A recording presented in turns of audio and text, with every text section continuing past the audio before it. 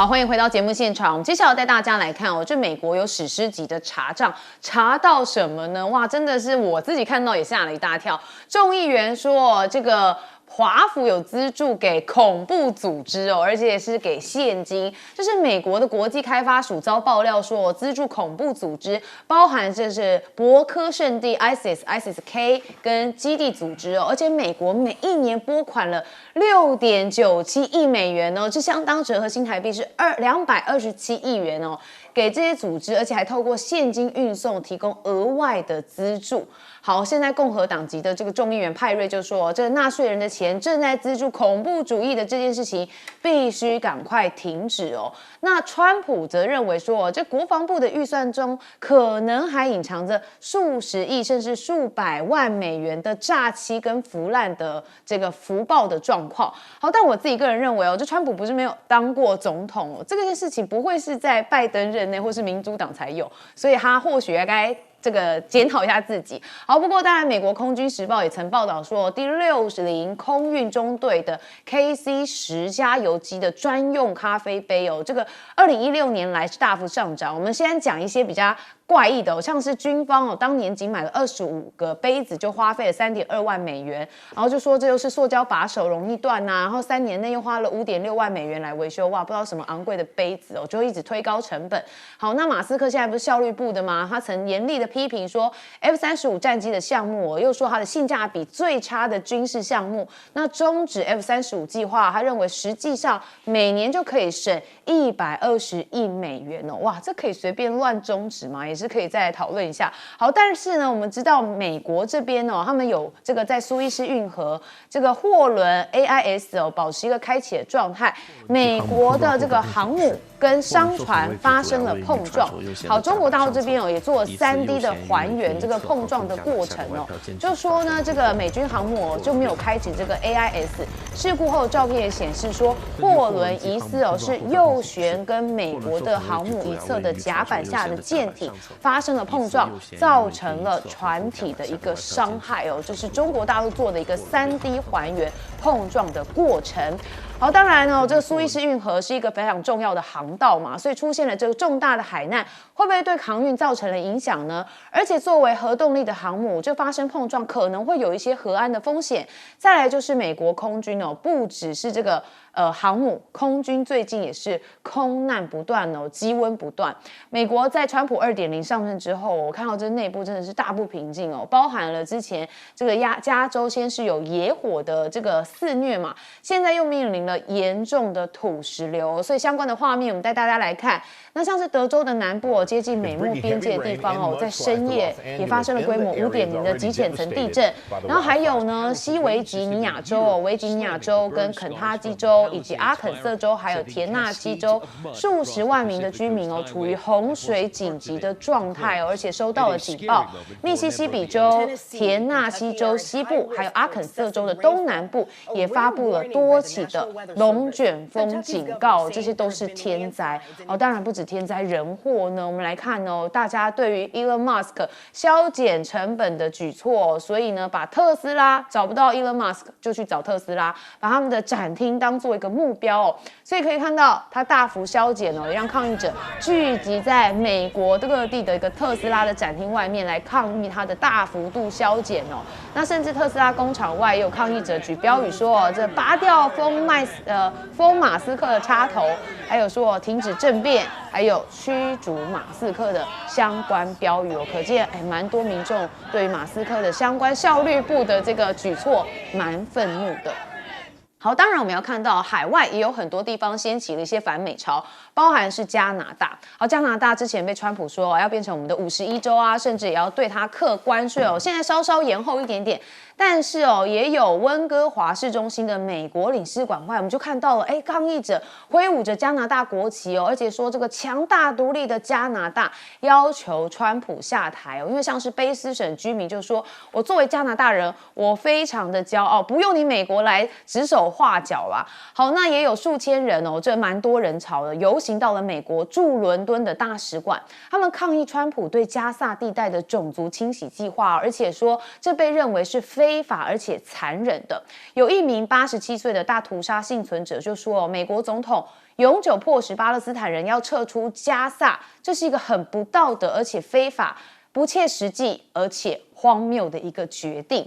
好，那我们也看到，对于非法移民，就川普非常的这个希望能够有所作为嘛。这个有第2架的，再有116名印度非法移民的美国军机哦，降落在了阿姆利则哦，所以他们这个旁遮普邦首席部长哦，就批评说，哇，这个中央政府允许美军机将这个被驱逐者运送到这边，真的太荒谬了。好，那川普也会晤了印度的总理莫迪。我们最后带大家来看一个画面哦，因为他有抱怨印度记者。我们先来看一下。Last few years, we have seen several groups in the U.S. raising anti-India voice, calling about separation terrorism activities in India. Do you think that should continue here in the U.S. as well? You're going to have to go louder. Mr. President, people in India would be welcoming your decision to extradite Tahabur Rana to. I can't understand a word he's saying. 我觉得蛮夸张的哈。这一位驻美印度记者提问有关在美国反印度活动的问题，他不知道是不想回应问题呢，还是怎样，他就说：“你这个我听不太懂，说他口音太重了，一个字也听不懂，直接跳过说下一题。”哇，真的，川普的白人至上主义哦，完全展现在这个记者会场合。好，所以我们首先要问彬哥，哇，整个美国大乱啊！其实这个 USAID 它会资助这些地方，大家觉得很奇怪吗？实际上，我们过去很多年都一直在讲，美国其实这些恐怖组织，大部分全世界上的恐怖组织，大部分都是美国在培养。那现在美国人自己终于发现，所以这就是美国就是世界乱源，这是全世界都知道的事情，只是美国人过去不知道而已。那现在美国人自己也发现，原来就是你们在搞这些事情。你看这种什么伯克圣地啊、ISIS 啊，这些都是美国自己认定的恐怖组织啊。就是你自己认定，你自己还去资助他，那美国为什么要做这些事？美国无聊吗？不是，美国就是希望这些组织在全世界各地作乱，因为当这些组织在全世界各地作乱的时候，美国的军事力量就可以介入，美国就可以赚到利益。这就是美国人一直在做的事情啊。所以我觉得他揭发这个东西，美国人自己要去正视，过去到底有多少坏事、肮脏事是你美国人干。实际上，我们过去也讲过了，包括以前的伊拉克的海珊。然后包括宾拉登，包括世界上一大堆的这些恐怖组织，当初是谁在培训？是 CIA 在培训，都是美国人自己在训练他们，然后自己让他们作乱，就是这样子而已啊。那马斯克当然他上来雷厉风行，他也找出了很多问题。实际上 F-35这个本来就是一个问题很大的一个案子，因为他当初对他们期望太高，所以本来是为了省钱，把所有的构型全部都用在不管陆军、空军、海军，全部都要用 F-35。然后就给他施加了太多的各种不同的设计变化，就造成了他其实问题重重。其实 F-35现在陆续在各国使用，都发生了一些问题，所以马斯克会认为这是个有问题的案子，是个浪费钱的案子，其实没什么不对。但是问题是，好，你现在把 F-35停下来了，那美国第6代战机的计划什么时候要出来？那难道美国现在不补充他的军事力量吗？所以这个对美国来讲也是个大问题，他怎么去解决？那最近这几年呢，其实你可以看到。美国自己也面临兵源不足，所以他们每一次，包括航母啊这些，在海外的滞留时间越来越长。为什么？因为没有人可以替换。那也因为这样子，造成了包括他们军纪也好，或者是整个训练也好，都出现一些状况。那这次在苏伊士运河，你一个航母会去跟货轮发生撞击，这个听起来是很不可思议的。因为航母跟货轮都是非常巨大的东西，你们彼此都不知道对方要经过这里吗？怎么可能？对不对？那到底是发生什么事情？所以这不是开不开 AIS 讯号的问题，而是这2条船应该远远的彼此都发现对方了。那为什么都没有停下来？双方就硬要这样过去。所以我觉得这个恐怕有在检讨的必要。然后美军这几年其实除了这些事件之外，其实美国海军就是轻生的人数也大幅提高，所以他们军队内部肯定出了什么问题。我觉得美军如果没有办法去尽速正视部队内部的问题，恐怕他的战力会直线下降。因为部队内部如果士气不振的话，这个军队根本很难打仗。那至于说天灾这种东西，美国本来是个大国嘛，天灾一定会很多，就像中国也到处都有天灾一样。因为你的疆土领域大，天灾就一定会多。这个其实这个是没有办法的事情。可是人祸呢？你看美国很多天灾后面伴随的人祸是什么？比如说之前洛杉矶大火，我们就发现多少人祸。那现在美国也是一样，因为美国的基础设施这么多年来一直持续没有更新，所以发生天灾的时候，它的应对的效率就越来越低。这就是美国自己要想办法去解决的问题。那当然，现在又上来川普这样的一个到处得罪人的总统。特别是刚刚看到那个对印度人直接去嘲笑他的口音，我真的觉得川普可以再得罪人再多一点，你用力干嘛？好，因为他讲说 tough accent 哦，所以这对印度人来说有一点羞辱哦，这不止羞辱欧洲人，还要羞辱印度人。大使，不过印度人自己要怪自己，他那个以为他那个是讲英文吗？对不对？他那个口音那么重，大部分人都听不懂印度人讲什么英文啊。好像嘴巴里面含了一颗那个橄榄的那个核，哈，没有吐出来。这会不会是因为他们的发音的关系？对啊，所以他讲的不是英文啊，所以他以为他讲的是英文啊，所以这个我觉得印度人他自己要走到国际场合的时候，他那个讲的不是英文，人家听不懂就不是英文，所以英文还是有标准腔啦，英文大概就是以美国腔为主了，对。所以那个印度记者，说实话，他那个英文别人听不懂，他自己应该找翻译，对，要不然真的印度人讲英文的时候，很多人都听不懂，不止川普比较直接一点，他说我一个字都听不懂。不会有一天英国人讲哦，川普也说我听不懂，因为你不是讲美国。是没错啊，所以英国人他自己到这种场合的话，说实话，他们应该找个美国人帮他翻译一下。好，大使要帮我们讲，他不能假设他讲的就是英文呢。好，那整个局势，美国的这个国土大啊，天灾当然是无法避免的啊。那问题美国的出在就是它的救灾体系的问题，对不对？还有它的预先防范的问题。那像这个加州的这个山火的问题，川普已经指出来是预先防范不足啊，水源要他去调度，他不去调度啊。然后他们那个 LA 的那个消防局局长全部外行啊，对不对？他只注意那个所谓的那个性平的问题，他根本没有专业嘛。然后他们的市长也不称职啊，人家跟他讲说要烧火了，你不要到那个非洲去了，他仍坚持要去。所以他整个是一个防灾体系啊，不管是人在心理上，还有实际的物质上的他们的准备都不够。所以美国很多东西习以为常，以后啊他就不晓得别人比他进步多少，对。那所以就变成就是说，其实美国这些历年来这个灾民也蛮惨的，可是美国是社会大主人，他也不在乎啊。很多人房子烧了，房子被毁了以后啊，他也没有得到赔偿，就变成什么？就变成无家可归嘛。那美国也没有足够的社会福利制度去救济，所以这个国家事实上很多时候真的，他老百姓有时候说穿了就是自生自灭了，对。你有时候你无法相信，如果美国这个社会是有社会制度的话，那你去看美国的大城市，那些游民从哪里来的？那游民怎么会产生啊？对不对？所以他那个数额之庞大，让你真的难以相信。这里面就跟他们这些整个的体系，我觉得美国这个体系是应该要大修了。可是川普的修法呢，是不是对？也许是对。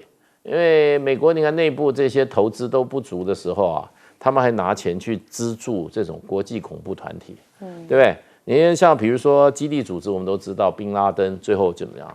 宾拉登最后就把美国的这个资本主义的这个经典的建筑把它炸掉啊，就是纽约的世贸大楼，就是宾拉登这个基地组织干的啊，结果办基地组织的是拿美国的钱。你说这个事情，美国是不是要好好去反省一下？另外这个叫这个另外一个叫博科圣地，大家都不知道这个组织在哪里？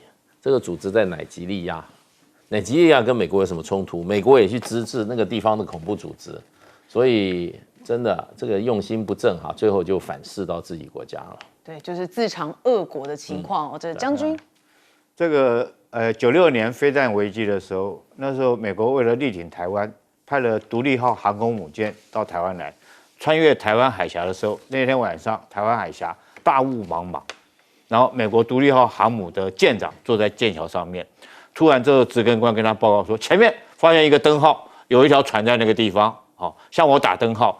那舰长就跟他讲，你告诉他，叫他让开，就值更官去打那个灯号，叫他让开，就值更官回来跟他回报，报告舰长，他说他不让，他叫我们让开。哇，那独立号我是航母舰长啊，就马上跟他讲说，这个你告诉他，我是美国美国航空母舰独立号，叫他让开。结果他又打去打灯号，结果对方回了他的灯号是什么？这个我是吉贝岛的灯塔，你要不要让开？随便你。当然这是一个笑话了哈，可是你会发现，美国这艘航空母舰这个杜鲁门号会在这边碰撞，是不是就等于是完全就是一个军事上笑话？你航母来讲，你自己把 AIS 关掉，我在。这个特别讲一下，你这个 AIS 关掉，你好歹我们停车故障停路边，你会打个双黄灯吧？那你连双黄灯都不打，那你让人家的船过来，对方那条船有开这个 AIS 哦，那你的值更官在干什么？这个你把 AIS 关掉，你让对方看不到你。那天是晚上11点钟，他在那边等着要过苏伊士运河。那这时候突然人家对面的船看不到你的这个 AIS 信号，他当然就往前面开。等他看到你的时候，已经来不及嘛，因为你不但没有开 AIS， 你也没有挡住。我跟各位讲哈，这是有多严重。如果说这条船是恐怖分子，是这个胡塞组织来讲的话，这条5万吨那么大，它里面只要装1万吨的 TNT 炸药，就把你这个杜鲁门号炸掉了。那有没有可能？事实上已经发生了，只是说这条船它只是一般的商船，它不是恐怖分子的船。那如果说是像这个恐怖分子开一条带这种船可以靠到你那么近，然后甚至于跟你发生碰撞。那第二个，我在讲哈，这件事情发生之后，你知道杜鲁门号美国11艘航母又少了1艘了。你不要小看这么一个碰撞，美国现在很尴尬一件事情，他要修这艘航母，他一定要有船坞。那现在有没有船坞让他上船坞去修？因为我看到碰撞的地方刚好是飞机升降机的地方，是水线以上，可能人员没有伤亡。可是你如果说是飞机，你上不了这个升降机来讲哈，你上不了甲板，你就弹射不出去嘛。所以我认为这艘杜鲁门号可能要回去修，这一修好最少是2年时间。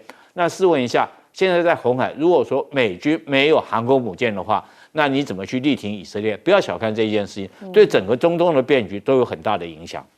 从这商船碰撞跟航母之间哦，可以延伸到以色列这边的局势发展。好，我们休息一下，马上回来。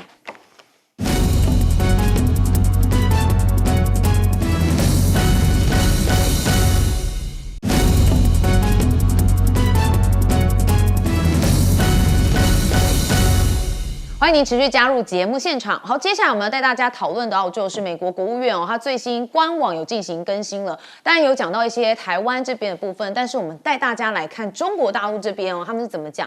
其实美国国务院更新官网美中关系的简介页面其实它用字比旧版更强硬而且只说中国大陆试图操纵以及颠覆国际组织的标准制定的一些机构，包含它点名到了联合国，还有各种区域的论坛。已在全球推进中共的目标好，那它网站有提到3度中共，这也是旧版前所未有的。好，那美中现在贸易战升温嘛，所以美国的企业其实在中国大陆市场，他们也是蛮错的。我们看到美国商务部也将美国的成衣业 PVH 以及生物科技集团英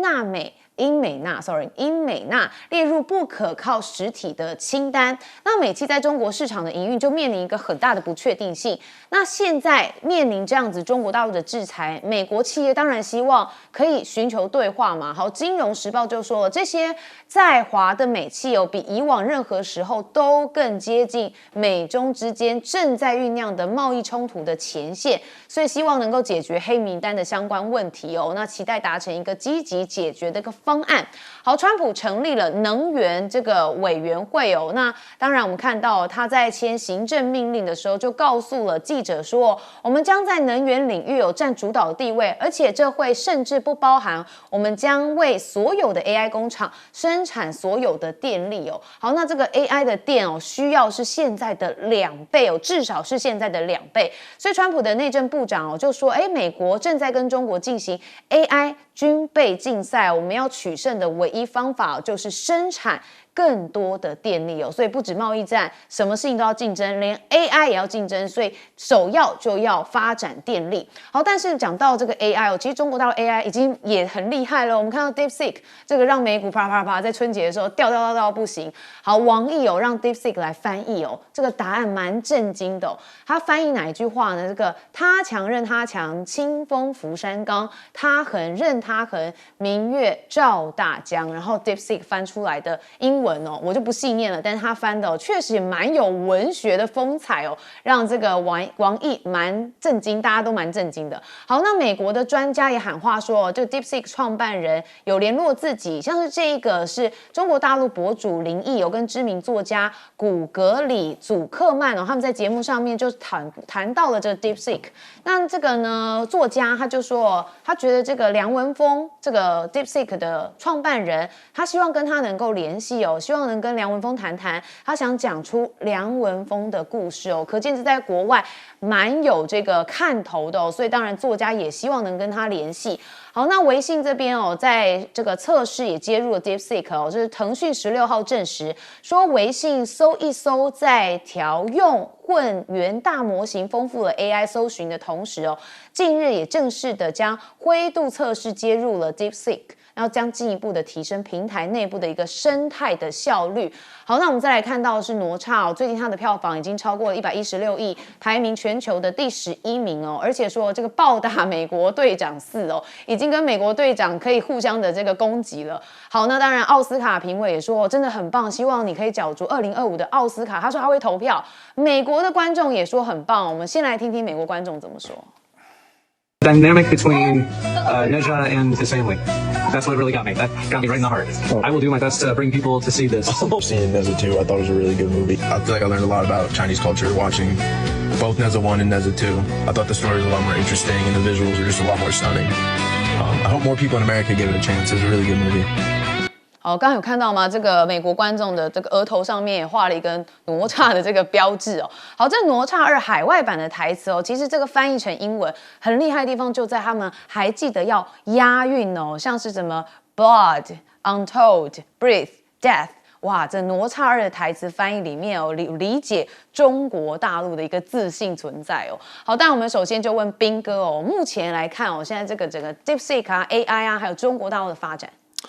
其实今天美国国务院官网更新措辞变得这么严厉，而且另外还有一个重点就是他把美国不支持台独拿掉，所以这代表什么讯息呢？虽然美国国务院说没有，这就例行更新，没有特别的意思，可是这真的没有特别的意思吗？你没有特别的意思，你干嘛做这些东西？你一定是有含义存在，所以看起来中美接下来可能冲突会进一步扩大，那台湾在里头到底会被扮演什么角色？因为他如果对中国大陆用措辞如此严厉，而且更重要的就是他把不支持台独拿掉，是不是他想要来操作台湾这颗棋子？那如果是这样的话，我们台湾应该要怎么样去因应这个东西？我拜托赖清德总统赶快跟你这个国安团队再开会去了解一下，要掌握一些讯息，不要到时候被人家卖了都不知道。现在乌克兰已经被卖了这么惨。我不知道台湾到时候会不会被卖掉，所以这真的要赶快仔细去研究。那当然，美中的冲突会一直持续不断，因为这就是世界第一跟世界第2的竞争嘛。所以在这种状况下，他所有在这中美两国之间的这些厂商也好，所有人员也好，都一定会受到波及，这是没有办法的事情。那可是川普，你看，我觉得川普还是很厉害，他马上说我们要直接成立这个 AI 的这相关能源委员会，然后来强化它的电力的供应，这是很正确的啊。因为我所有人都知道 AI 产业你要发展，你必须要有源源不绝的电力。你没有电力的话，你根本做不了什么 AI， 你也想都不要想。结果我们台湾现在也在跟人家说我们要发展 AI， 结果我们的电从哪里来？根本不知道。我们还在废除核电，这不是反其道而行吗？所以我真的觉得。我们的政府，你真的有心想要发展 AI 吗？人家都已经是美国爸爸都示范给你看应该怎么做，那我们还不要做，那所以我真的不懂，我们到底是真想发展，还是根本就只是骗老百姓？那王毅这一段话，其实很多人说他是引自金庸的小说哦，因为这是《九阳神功》里头的一段，实际上跟大家讲，这是《金刚经》啊，这是《金刚经》，金庸当初抄《金刚经》的，然后现在王毅不知道是从《金刚经》还是从《九阳神功》看来，我就不晓得。那这几天大家都很疯，包括去问 DeepSeek 啊，去问很多软体 ChatGPT 啊，看这一段话到底如何翻译。我已经看过5、6种不同的翻译，真的还蛮厉害。所以我也觉得蛮特别的，因为昨天杨永明老师坐在我旁边，他现场也问 DeepSeek， 然后 DeepSeek 也翻译出来，跟我今天看到这个版本不一样。所以我不知道他们是随时根据不同人的问法会有不同的翻译吗？我不晓得，我还觉得蛮特别的。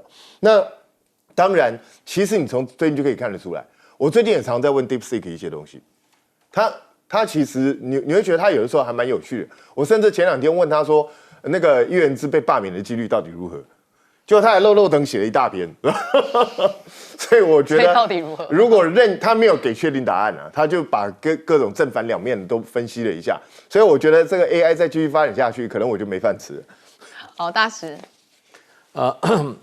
这个现在就是说，美国这个川普啊，他的整个政策都是怎么讲呢？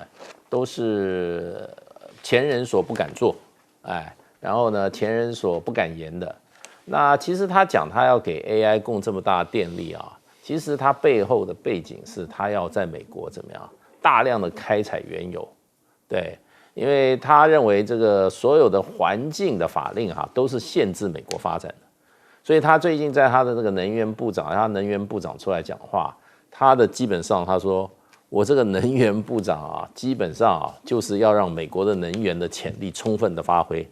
因为川普进行了那么多的贸易战也好或者说是这种这个事实上很可能招致美国的这个消费品整个上涨的这些贸易战。那事实上它唯一的解方就是怎么样？就是降低美国汽油的价格。降低美国汽油价格的这个答案在哪里？就是美国自己产更多的石油。他说美国有全世界最多的能源藏在地底下，而且我们的能源都是很干净的高品质的。我也不晓得他凭什么说他美国的能源就不污染所以他现在就是说他要大量的专油，他另外一个理由他也说 AI 也需要大量的电力所以这个电力多重要。那所以我觉得基本上都是为了他这个政策做一个配套的一个说法了。不过整个来讲就变成就是说，这次你可以看王毅事实上在欧洲讲话可以说是气定神闲他讲这些话的意思背景就是说你美国那么强横，对不对？你强，他这个强就是美国的强，那就是说你闹你就闹，我这边我是怎么样咬定青山不放松我是怎么样？我是心里很定的，我也很有底气的，就让你你去耍吧，耍到最后看是你赢还是我赢。所以这次欧洲的这个慕尼黑会主持人特别有个问题，就是说在中国，他说你展望一下中美关系如何？那我就说中美关系当然是合则两利他说如果闹起来的话，不但对中美不利，对世界也不好。所以基本上是要能够跟美国和平共处。可是他说，如果美国执意要挑衅的话，那中国大陆他用4个字，他说奉陪到底。那接着他就讲这两个句子，意思就是说，你强也我看你也强不到哪里，对不对？你耍横的话，到最后也不见得达到目的。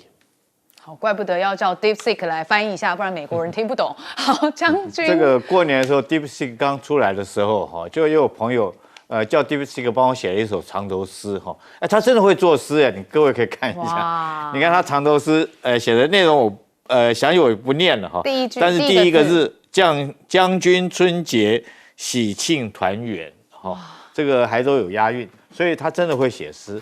那我特别为什么我说他要写诗这么重要呢？因为你看看，不管是王毅这段话，他将他用英文翻出来，也就中翻英翻的也真的很到位。那英文也可以翻成中文这都没问题。那为什么可以做到这种程度？因为这个梁文峰他那个139个这个他们那个工作的这个团队里面有很多各种人才，他不是只有理工的人才，也不是只有 AI 的人才，他有一些甚至于是文学的这种顶尖的人员在里面，所以他提炼这些资料里面有包括中国文学历史文化的东西都有，元素都有。那时候我记得 DeepSeek 刚出来的时候，这个很多人在这个泼脏水嘛，说他是偷这个 OpenAI 的很多资料，还特别画一部漫画在羞辱他，说是有一个小猫在池塘里面钓鱼，那个鱼钓出来放在旁边的他钓的这个鱼桶里桶子里面，就这个 DeepSeek 就从那个桶子里面去钓鱼，我还记得有这个漫画。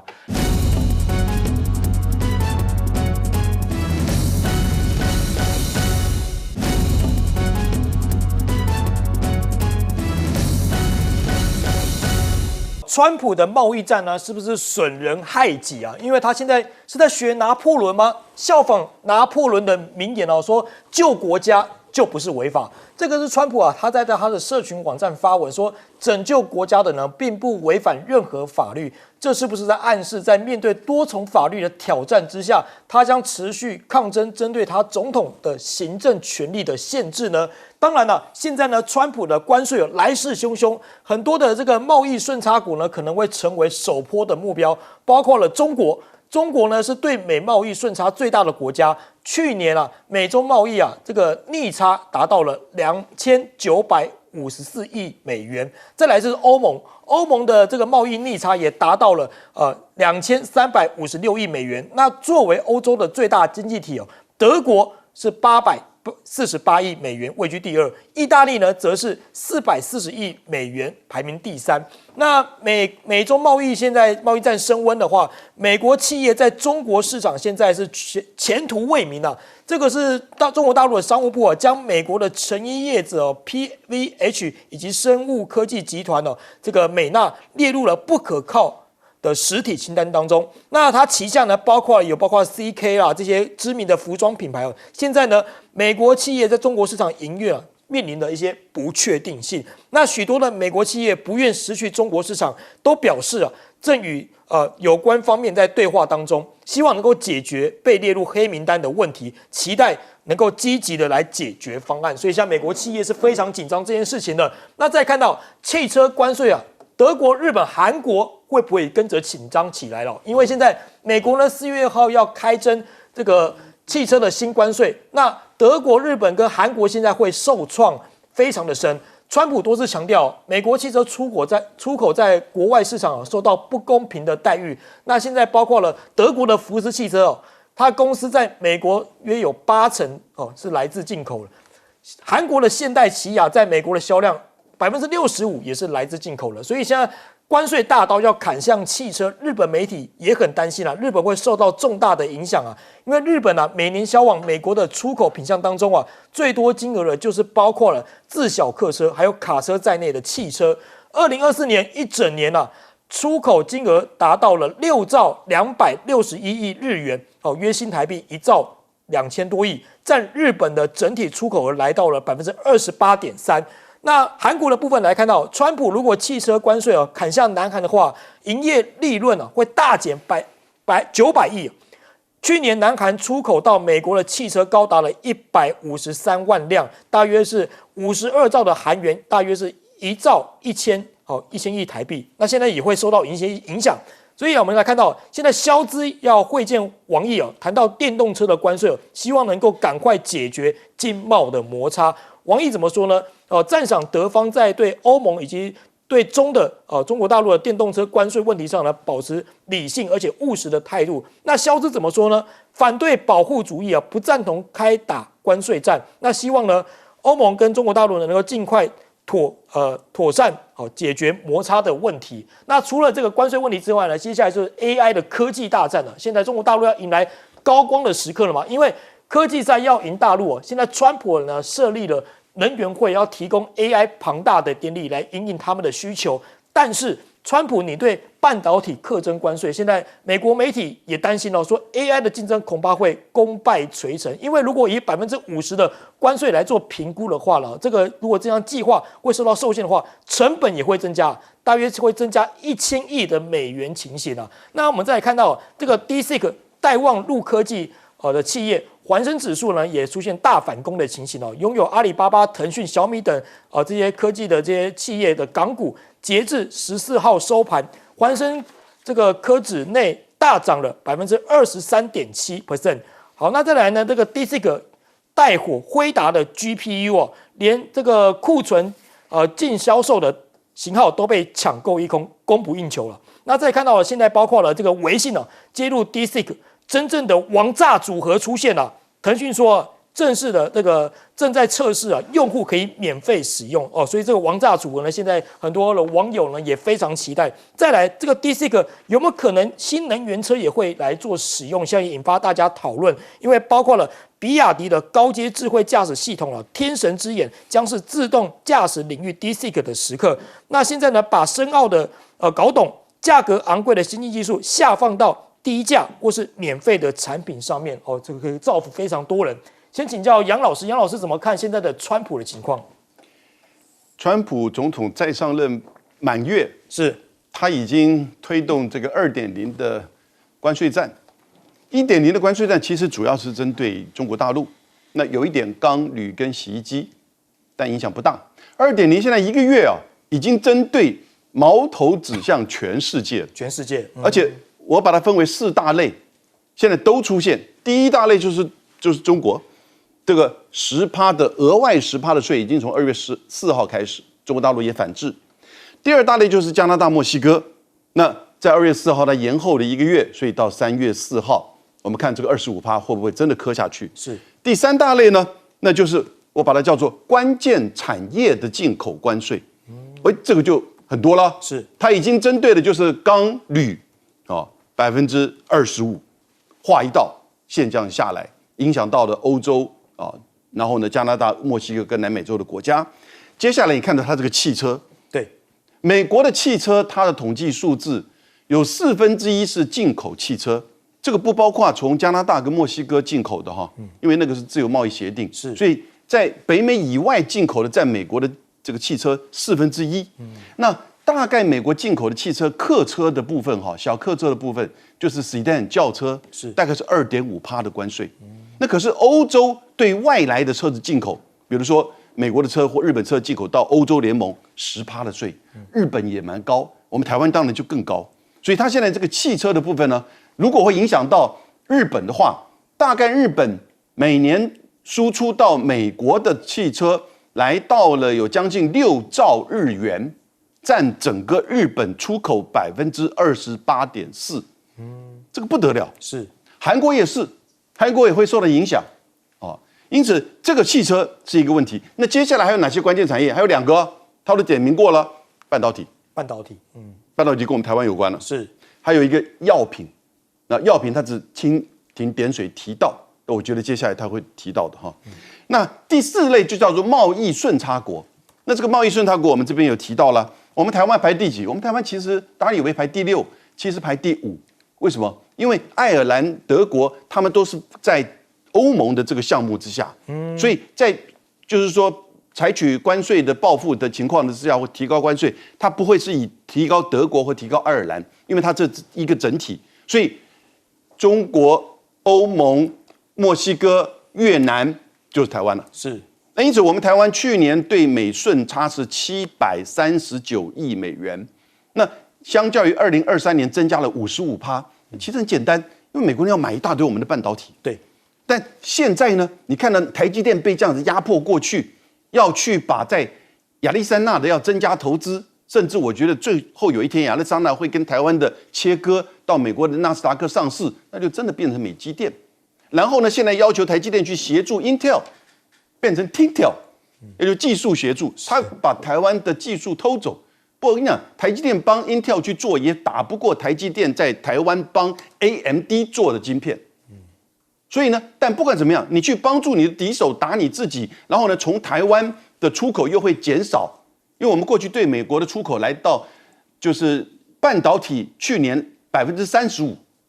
那你觉得如果现在在美国的亚利桑那出货的话，那台湾出货就会减少嘛？对，所以我们的出货减少就影响到我们的 GDP。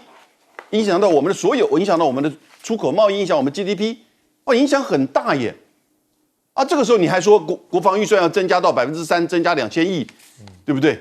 你整个缩水了之后，你还增加了2000亿，2000亿是70亿美元。讲句实在话，70亿美元，川普是看不上眼，太小了哈，太小了。可是对台湾多大？那你2000亿台币，如果你在比如说扶植我们的半导体产业，扶植我们的这些大学的半导体人才，以及再教育，这个2000亿可以好好的用啊。所以我就不了解现在他们的这个策略。最后这个 DeepSeek 我讲一下哈，你要讲中国怎么讲，美国怎么讲，这都不算了。是日本人怎么讲？日经在3天前，日经新闻呢，他说日本 AI 研究第一人是怎么样评价 DeepSeek？ 那是东京大学工学院的教授，叫做松尾丰。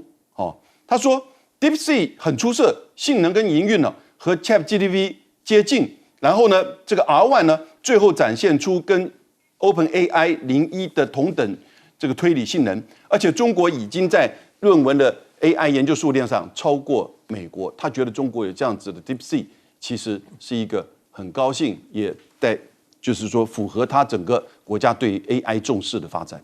是好，请教卓教授怎么看呢？好，我们首先要注意到，川普的这个关税战呢，他把关税其实分为，他要新增的关税大概分成3种。第一个呢，就是这种像对于墨西哥、加拿大，他所提出来说，针对这个芬太尼啊，针对这个非法移民啊，他认为这些他这个外交上他要推动的一些具体的政策，他用关税来作为一种谈判的工具。第二种就是他要针对所谓的不公平贸易行为的这种关税。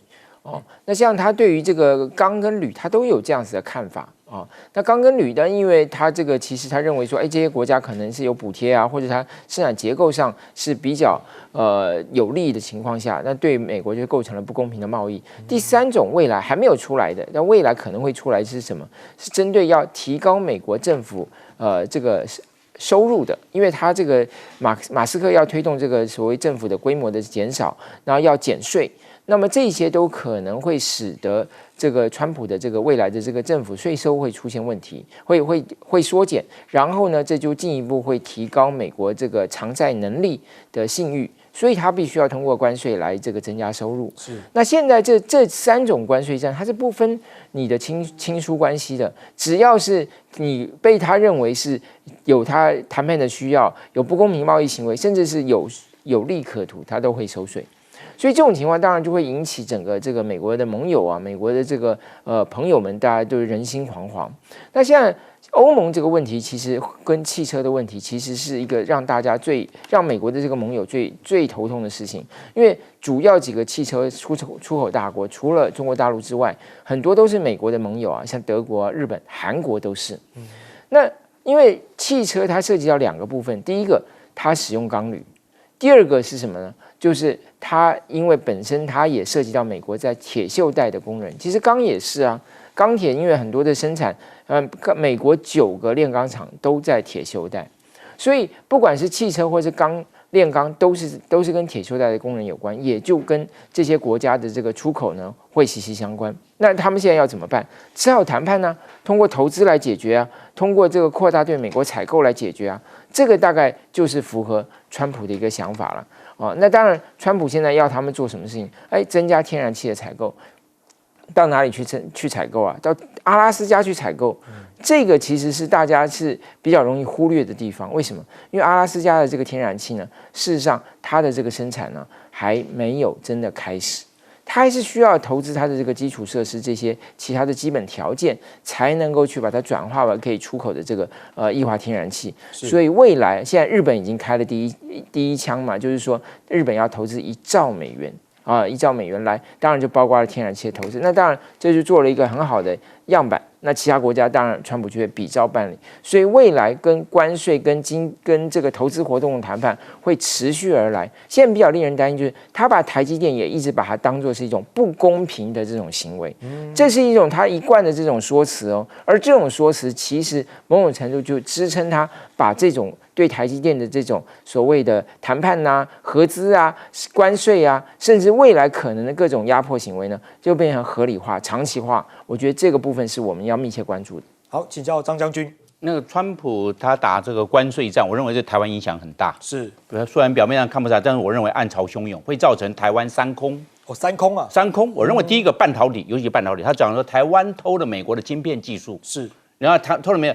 然后到要这个台积电去帮助这个 Intel，那这样的话，整个的我们台湾的这方面的优势晶片、半导体的优势就没了。是，那这是台湾优势流失的话，我认为一空就是我们半导体会到美国去。半导体是一空，这是我们的一空，半导体空掉了。第二个，我认为我们的国家的这些相关的预算，因为国防预算要到了5%，是我们明年的话，2026年的话到了3%，就到了8000多亿，到了5%的时候，到13400多亿台币。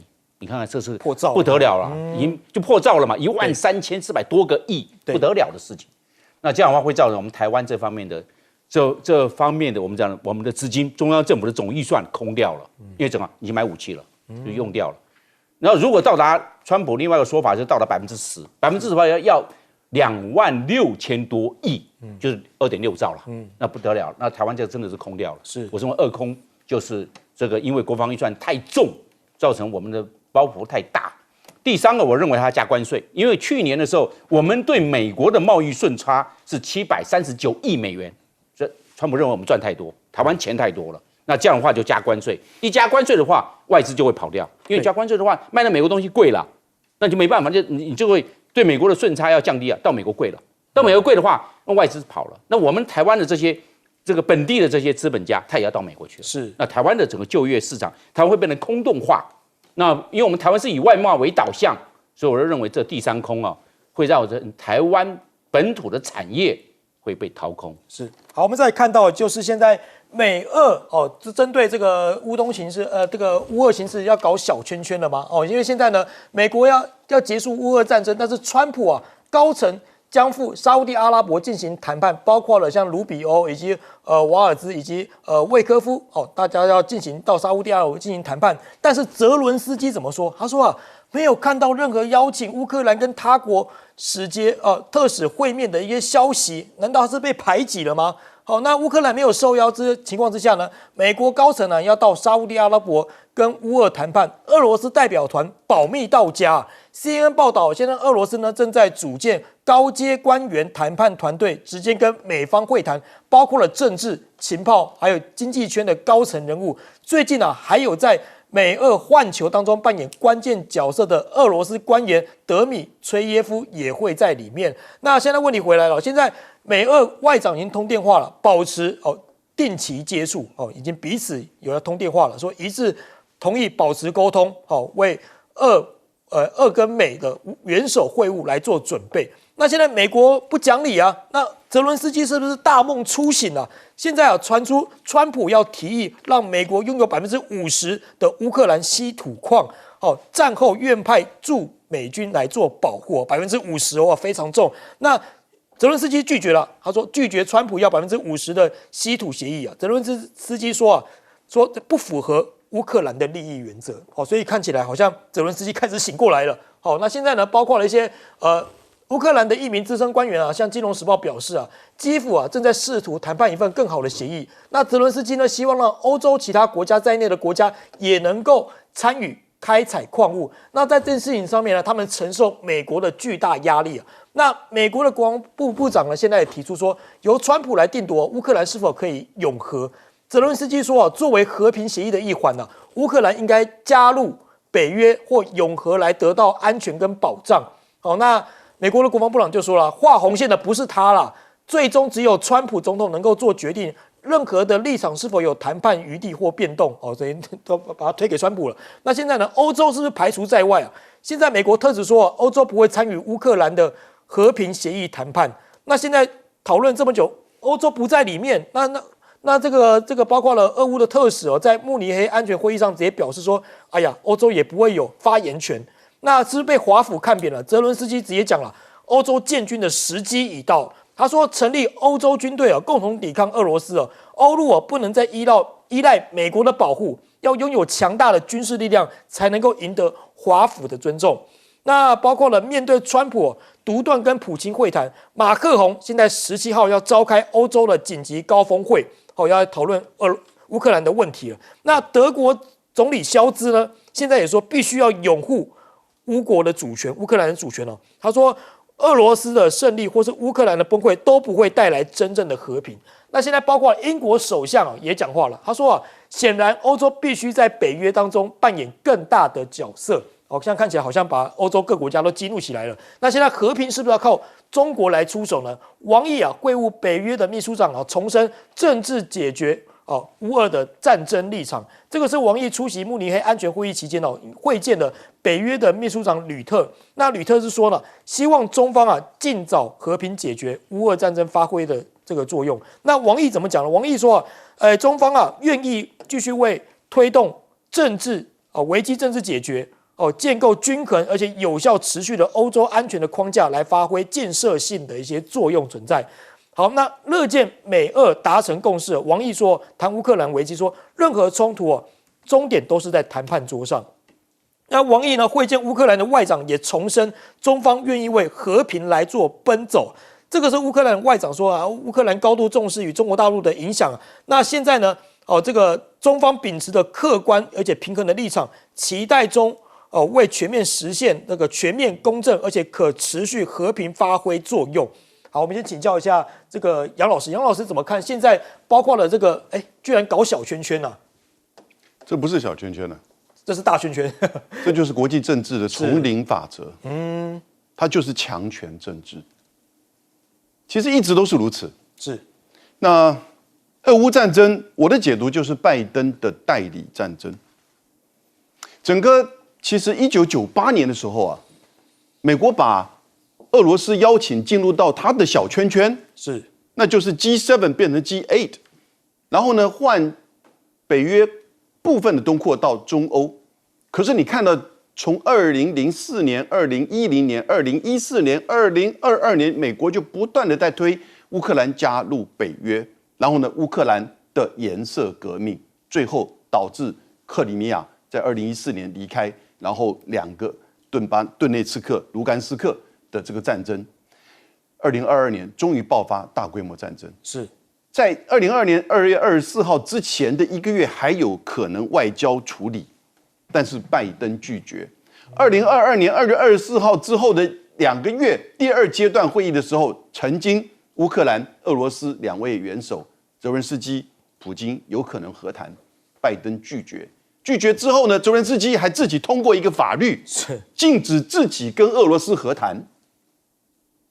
所以现在川普上来了，川普就一直在骂拜登，这个战争不需要发生的，死了几十万人，然后呢，千万人的难民，美国人花了，他是说3000亿，大概才1000多亿美元，1000多亿美元不得了。所以川普觉得我花了1000多亿美元帮你打仗，那现在你当然要用你的稀土跟矿产来还给我同时，你要结束这个战争呢，达成和平，因为战场上乌克兰已经没有机会了，是征兵都不到10%的人愿意往前线了，下到17岁，上到55岁。所以呢，和平停火，大家都希望如此。那这个时候，你还要把乌克兰放进来，欧洲放进来，我们所有的这些都是西方媒体、欧洲媒体在报道的，那根本不可能，因为俄罗斯觉得我就是跟你美国谈，因为这是你美国发动的。所以呢，川普上来之后，他现在提的要求我会承认你克里米亚，我也接受你在顿内茨克、卢甘斯克的地位，但是你能不能够考虑，我甚至可以废除这个经济制裁，停掉经济制裁美国方面的，但你是不是可以考虑，比如说像是扎波罗热、赫尔松能够退出，也就是他现在所占领的这个占领线能够缩小一点，这是他们现在谈判的，也就是马上的这个重要的重点，是，而不就只是简单停火。目标应该是在4月20号的时候呢，会达成一个停火。那他们也希望3月初的时候，川普和普京到沙烏地阿拉伯。所以现在你看到，等于是三大最重要的官员嘛。对，俄罗斯这边也是都到沙烏地阿拉伯去谈，然后呢，2个老板就过来谈定了之后，就把刚才讲的这些比较复杂的东西。那可是更进一步，大家关心的是，那乌克兰的安全呢？欧洲的安全呢？乌克兰的重建呢？还有到底这些被占领区域的法律地位呢？这其实都是很难处理的问题。这个时候大家才发现，哇！我刚刚讲到丛林法则、强权政治，因为在川普的心目中，强权就3个国家，美、中俄。俄国是因为还是有核子武器，而且在俄乌战争当中它是当事国，所以呢，这个时候所有的欧洲国家不骂中国了，倒过来希望中国能够去影响俄罗斯或影响华盛顿，让欧洲跟乌克兰在未来美俄的谈判当中至少能保留一点颜面，因为最后可能俄罗斯也希望的，欧洲国家也要停止经济制裁，或者是开始继续的采购俄罗斯的能源，不过这个到了后面的阶段，所以我觉得现在的阶段，川普就是要干下去，而且这个方式也蛮快、有效率的，你不觉得这就是国际政治的丛林法则吗？好，我们休息一下，广告回来继续讨论。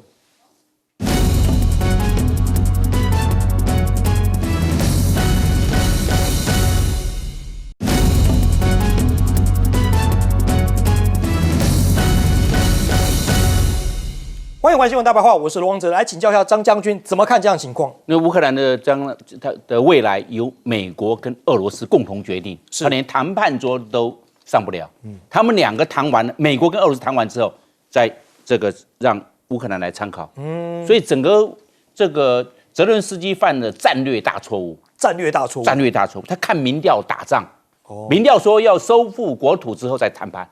到现在为止，结果越丢越多，人越死越多，被民调仗越出来，跟民调这打仗一定要就军事家、战略家是来做决定，不是看民调。民调说要收复国土再谈判，打到最后通通都没有了。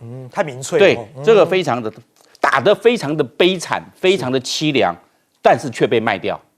这是这样子，我打得很悲惨凄凉，但是我有一些所得所获就算了，丢掉那么多国土，12万多的平方公里的土地，对，死掉那么多人，几十万乌克兰人，这些年轻人命丧沙场，怎么办？都回不了了，这没有办法回去了。当初我说这个仗啊，如果外国人不支持，尽快结束，割地都没关系，结果没想到割的现在割那么多，是，然后欠那么多的债，都死那么多人，你看什么都没有，战略错误，战略极大错误，将帅无能啊！你要是害死山区，我说将帅无能，走向灭亡之路。哦，你看走上灭亡，真的是这样的。那将来你看。